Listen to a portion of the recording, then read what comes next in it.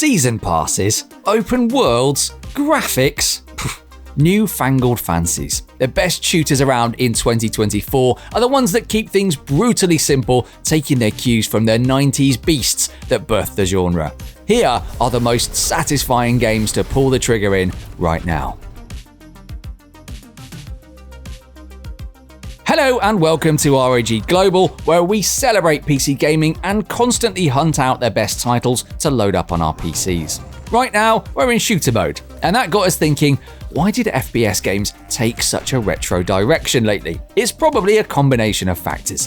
Indie developers found it easier to mimic the low-poly retro visuals of the 90s and noughties, where so many of the genre's classics popped up in the first place. Modern shooters were getting a bit complex, and nobody had actually even stopped playing the original Doom yet because it's so good. That gave us the retro FPS wave. Some people call these boomer shooters, and while the generational timings don't quite line up since these are really more like millennial massacres, the fact remains that this little niche is where you'll find some of the best weapons, the most spectacular fights, and some absolute masterclasses in level design. Load up on roast chickens that you found on the floor, drop a macho quip phrasebook into your back pocket, and let's delve into some amazing retro shooters.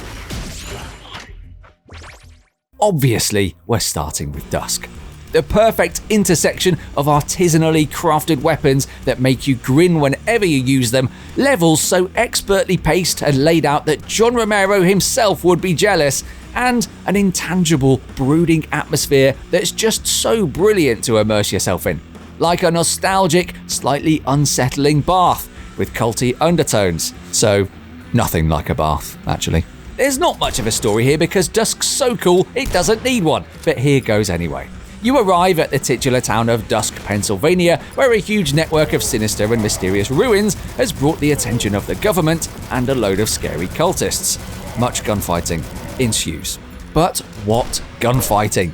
The weight of the shotguns, the feedback of your rifles, the way that your crossbow pierces things so emphatically. Plus, these are without doubt the most masterfully crafted levels we've seen in shooters over the last decade, and they're matched by Dusk's arsenal of weapons and gnarly, culty atmosphere. It's perfection. Go on, take it. Taste the power.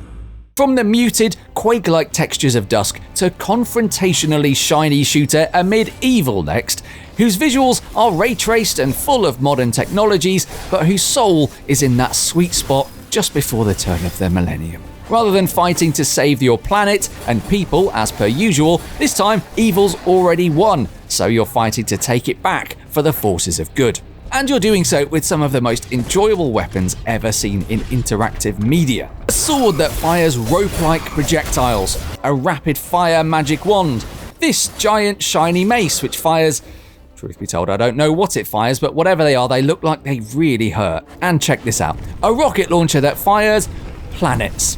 Even our own planet Earth turns up in its ever-changing roster of astronomical projectiles, which is a nice touch, isn't it? The weapon set stays consistent over its 7 episodes, but the enemy types, visual aesthetics, and level design styles vary massively. Just like Dusk, this shooter is home to some of the most adventurous, high-concept levels the genre's ever been treated to, and as long as you don't mind a little bit of platforming, they're all a joy to complete.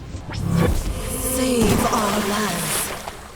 Rather than modern shooters that hark back to the 90s, here's a 90s shooter remastered for modern PCs and gaming laptops like the Zephyrus G14 and G16. The original Blood was a shockingly brilliant build engine shooter that may have shared some code with Duke Nukem, but offered tighter, more demanding fights and a much more inventive weapon set, as you can see.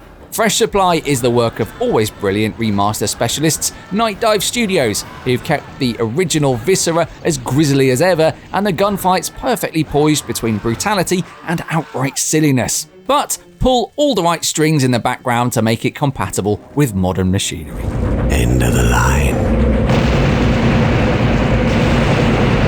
If there's one thing that modern shooters are really lacking, it's the colour brown. Thankfully, we've got HROT to make it right. Set in a surrealist alt universe, Soviet-era Czechoslovakia, it conjures some of Dusk's lovely grim mutedness, but what sets it apart is its environmental storytelling. Using a grand total of about 8 polygons and a host of low bitrate sounds, it immerses you in a grim, dour world where sustenance comes in tins of nondescript food, buildings are fronted with absolutely functional signs, and all the colour and joy seems to have been socked away by a totalitarian regime. And all that's told with such a light touch while you're barreling through it all, absolutely demolishing gas mask wearing soldiers in trench coats, and later, an assortment of bosses so bizarre that they can't really be put into words. That all makes HROT a unique and special experience, even within this specific niche of retro shooters that all love a good 90s polygon and a nice brown texture. Speaking of, here it is, the summit of Mount Brown. The OG of atmospheric shooters that were also mechanically immaculate and whose levels are expertly built like roller coasters. Take a knee, ladies and gentlemen, and bow down to the ultimate retro shooter, Quake. Yes, Doom did it first, and yes, Doom's pixels are somehow truly immortal, and it still plays just as brilliantly as it ever did 31 years later, but there's something about Quake, isn't there, that's hard to put into words. It's that mashup of medieval gothic and modern industrial elements, the Trent Reznor collab that gave it a banging soundtrack and some 9 Inch Nails themed ammo packs. The sound of grenades against a castle floor, the attack cycle of a shambler, the way it gives you just a split second to hide before unleashing unholy lightning death at you. And then there's the levels. Each one feels distinct, all perfectly paced, full of surprises, subverting your expectations like a haunted house ride, seeped in cybergoth charm, and giving you copious opportunities to go on a quad damage rampage with some of the most satisfying guns ever devised. We're talking specifically about the 2021 Night Dive Studios remaster here, which adds online co-op among hundreds of other perfectly judged modern additions. If you're constantly seeking out new retro shooters, treat yourself to spending a bit of time with the alpha and omega of the genre and revel in just how timelessly it's aged.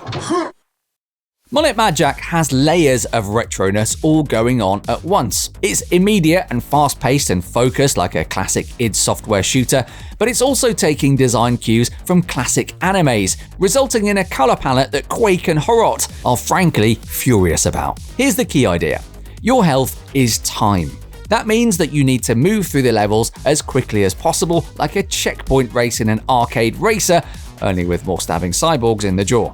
Loads more. The story behind all this is that, deep breath now, robot billionaires have taken over the world and all the humans have become addicted to dopamine. You're Jack, a moderator hired by Peace Corp to rescue an influencer princess from a skyscraper full of killer robots in exchange for a new pair of shoes. Classic stuff there. It's a really sharply drawn, uniquely pacey shooter this, with a mechanic that makes you play differently than any other shooter on this list.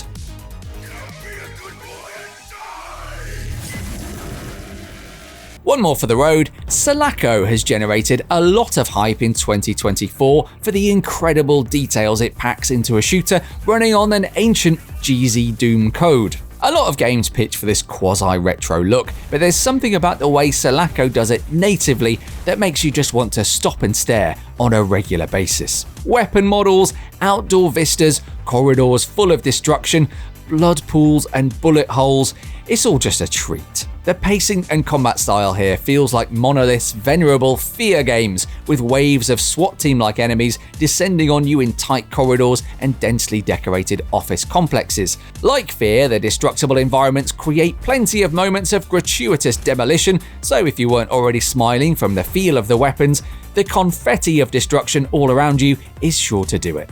But it's also the little details. The way flushing toilet cleaner down the toilet blows it up. The surprisingly detailed enemy animations, the way they crawl toward you when their legs are shot to bits like RoboCop, leaving a smear of blood behind them. Every level in Selako, you find something else that makes you nod with appreciation, and that makes it worthy of a shout out on this list. And that's 7 shooters that fit the retro billing, among many others of course, so leave your own favourites down in the comments below. Long may the retro revival continue. We love games like this, and they run on everything from the highest performance gear like the Strix 4090 to super affordable gaming laptops. Like this video to give it a bump with the algo, share it with fellow aficionados of 90s delicacies like these, and subscribe to ROG Global for more. We'll catch you in the next one.